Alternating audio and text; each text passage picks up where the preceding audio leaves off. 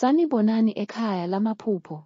Uma umusha shaya usubscribe. Amaphupho ngamanzi. Uma uphupha ukuthi uphuza amanzi kuyinhlanhla enhle, uma nje ingilazi igcwele futhi amanzi ehlanzekile. Uma amanzi enodaka noma ingilazi ingcolile noma ifile, uzolahlekelwa yinto ebalulekile maduzane noma umuntu omaziyo uzokucela usizo. Kanti-ke ukuphupha amanzi ahlanzekile, phakathi kuwo kukhona izinhlanzi kanye nenyoka, lokho kusho ukuthi izinto zakho ziyakhanya noma zimhlophe. Ukuphupha amanzi angcolile futhi eyizikhukhula kusuke kukhomba ukukhulelwa okungaba kuwe uma ungumuntu wesifazane noma okungaba komunye umuntu osondelene nawe.